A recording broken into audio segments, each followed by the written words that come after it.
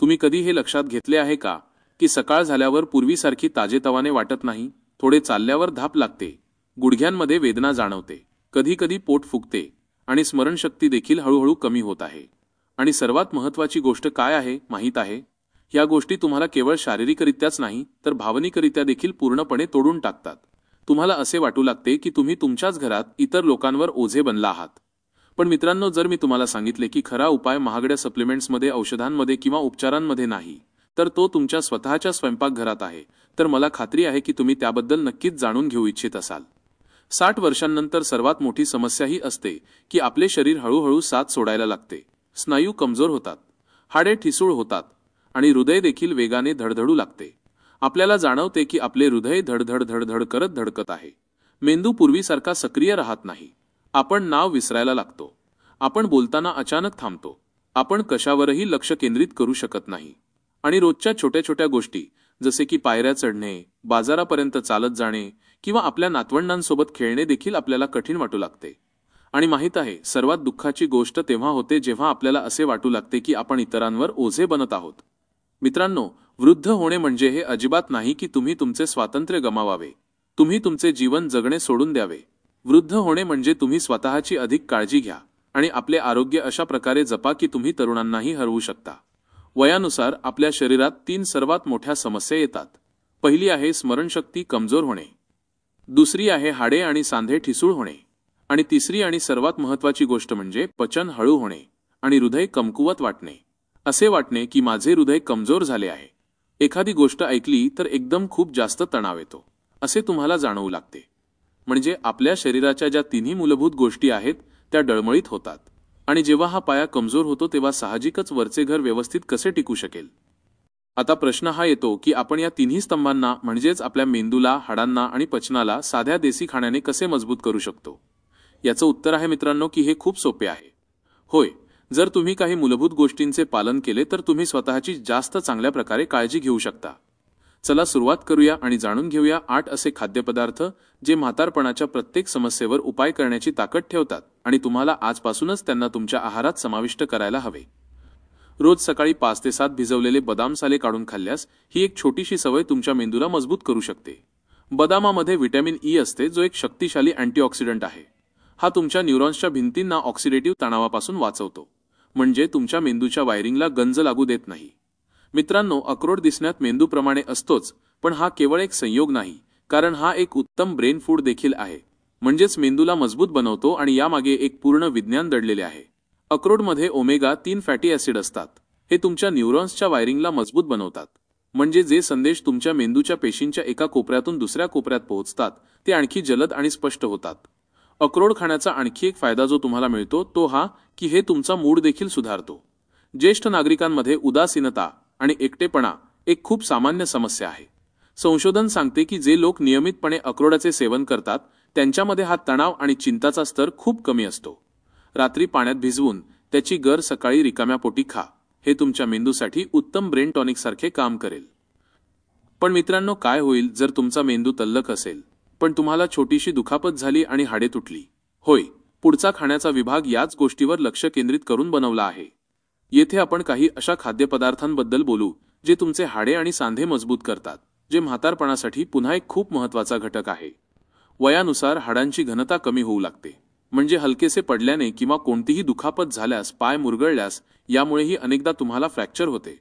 संध्याकाळ होताच गुडघ्यांमध्ये वेदना होणे, कमरेत ताण जाणवणे, खांद्यामध्ये अकडल्यासारखे वाटणे आणि यांसारखे जे स्नायूंचे दुखणे आहेत ते म्हातारपणात खूप मोठी समस्या बनतात। आणि यासाठी मी तुम्हाला 2 गोष्टी सुचवेन। रोज 1 टीस्पून भाजलेले तीळ चघळणे किंवा हिवाळ्यात त्याचे तिळाचे लाडू बनवून खाणे किंवा तिळाची चटणी देखील खाणे, हे तुमच्या हाडांना आणि सांध्यांना आतून लोखंडासारखे मजबूत बनवू शकते। तिळात असलेले कॅल्शियम, मॅग्नेशियम आणि फॉस्फरस हे 3 खनिजे असे आहेत जे हाडांची घनता टिकवून ठेवण्यास मदत करतात आणि याचे आरोग्यदायी फॅट तुमच्या हृदयाला देखील सुरक्षित ठेवते। पण मित्रांनो, तिळाचा एक असा लपलेला फायदा देखील आहे ज्याकडे लोक अनेकदा दुर्लक्ष करतात आणि तो आहे मूड आणि ऊर्जा। यातील मॅग्नेशियम तुमच्या मज्जातंतूंना शांत करते आणि थकवा कमी जाणवू देते। म्हणजे तुम्ही दिवसभर काही काम करता आणि संध्याकाळी खूप जास्त थकवा जाणवतो तर ही समस्या तुमची यामुळे सोडवली जाऊ शकते। दुसरी गोष्ट जी तुम्हाला तुमच्या हाडांसाठी आणि सांध्यांसाठी घ्यायची आहे ती आहे हळदीचे दूध म्हणजेच गोल्डन मिल्क. होय, हळदीमधील कर्क्युमिन हे एक शक्तिशाली नैसर्गिक दाहक विरोधी कंपाऊंड आहे. हे तुमच्या सांध्यांमध्ये लपलेली सूज शांत करते, ऊतींचे नुकसान कमी करते आणि स्नायूंना आराम देते. पण मित्रांनो, एक मोठा प्रश्न हा देखील आहे की जर तुमचे पचन कमजोर असेल आणि पोषक तत्वे शरीरात व्यवस्थित शोषलीच झाली नाहीत तर या सर्व खाद्यपदार्थांबद्दल ज्याबद्दल आपण बोललो आहोत ते त्यांचा खरा परिणाम दाखवूच शकत नाहीत. ज्यामुळे आपण पुढील विभागाकडे येतो, पचन आणि हृदय आरोग्य. मित्रांनो, 60 वर्षांनंतर पोटाची गडबड ही सर्वात सामान्य तक्रार असते. कधी बद्धकोष्ठता, कधी गॅस, कधी पोटात जडपणा आणि सोबतच स्टॅमिना कमी होतो. रक्तदाब वाढू लागतो आणि कोलेस्टेरॉल देखील हळूहळू वाढायला लागतो. म्हणून आपले हृदय आणि आपले पचन योग्य ठेवण्यासाठी देखील तुम्हाला खूप जास्त प्रयत्न करण्याची गरज आहे, खास करून जेव्हा तुम्ही 60 वर्षांची सीमा पार करता. त्यासाठी मी तुम्हाला 4 खाद्यपदार्थ सुचवेन. रोज दुपारच्या जेवणासोबत 1 वाटी घरचे बनवलेले दही खाल्ल्यास हे ज्येष्ठांसाठी म्हणजेच तुमच्यासाठी औषधासारखे काम करते. दह्यामध्ये प्रोबायोटिक्स असतात, म्हणजेच चांगले बॅक्टेरिया. हे तुमच्या आतड्यांना संतुलित करतात, पचन सक्रिय करतात आणि शरीरातील पोषक तत्वे शोषून घेणे सुधारतात.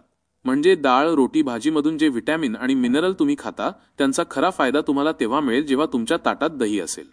आणि केवळ पचनच नाही, दह्यातील कॅल्शियम तुमची हाडे आणि सांधे देखील मजबूत करते आणि व्हिटॅमिन B12 तुमच्या मेंदूला तल्लख ठेवते, स्मरणशक्ती कमी होणे कमी करते. दही नेहमी तुम्हाला दिवसाच्या वेळीच खायचे आहे, खास करून दुपारच्या जेवणासोबत. रात्री दही घेतल्याने शरीरात वात आणि कफ दोष वाढू शकतो आणि कधीकधी सांध्यांमध्ये वेदना किंवा तुम्हाला खोकला सर्दीची तक्रार देखील होऊ शकते. मित्रांनो, 60 वर्षांनंतर ज्येष्ठांमध्ये आणखी एक खूप सामान्य समस्या असते, हिमोग्लोबिन कमी असणे, म्हणजेच रक्ताची कमतरता आणि अशक्तपणा. अशा परिस्थितीत एक छोटेसे फळ तुम्हाला खूप जास्त मदत करू शकते, ते आहे अंजीर. जर तुम्ही रोज सकाळी रिकाम्या पोटी 1 किंवा 2 अंजीर रात्री पाण्यात भिजवून सकाळी सकाळी रिकाम्या पोटी खाल्ले तर यामुळे तुमच्या शरीरात नवीन रक्त तयार होईल आणि शरीरात ताकद येईल. सोबतच अंजिरात फायबर देखील खूप जास्त असते, जे तुम्हाला बद्धकोष्ठतेपासून राहत देते आणि तुमचे पोट हलके जाणवते. राजमा, चवळी, हरभरे, मूग डाळ, मसूर डाळ या सर्व गोष्टी प्रथिने आणि फायबरने भरपूर असतात. प्रथिने आपल्या स्नायूंना दुरुस्त करतात. फायबर कोलेस्टेरॉल कमी करतो आणि यात अनेक प्रकारचे व्हिटॅमिन आणि मिनरल देखील असतात, जे एकूण आरोग्यासाठी खूप चांगले आहेत. म्हणून यांना देखील तुम्ही तुमच्या आहारात नक्कीच समाविष्ट करायला हवे. आठवड्यातून 1-2दा तुम्हाला या सर्व गोष्टी एकदा नक्कीच घ्यायला हव्यात. तुमचे हात थरथरतात का? किंवा काही पकडताना तुम्हाला भीती वाटते की माझ्या हातून काहीतरी पडू नये? जर हो तर रोज सकाळी 1 टीस्पून सूर्यफूल बिया दह्यासोबत किंवा ओट्समध्ये टाकून खाल्ल्यास तुम्हाला खूप फायदा होईल. सूर्यफूल बियांमध्ये व्हिटॅमिन E आणि सेलेनियम असते, जे मज्जातंतूंना आधार देते. थरथरण्याची जी समस्या असते ती कमी करते आणि यामुळे तुमची त्वचा देखील चमकदार होते, जी वाढत्या वयात अनेकदा निस्तेज होते, सुरकुत्या येतात. वय फक्त एक संख्या आहे, पण जर तुम्ही या 8 खाद्यपदार्थांना तुमच्या दैनंदिन जीवनात योग्य प्रकारे समाविष्ट केले तर तुम्ही पुढील 20 वर्षांपर्यंत देखील ताजेतवाने, स्वतंत्र आणि तुमच्या नातवंडांसोबत आनंदाने जगू शकता.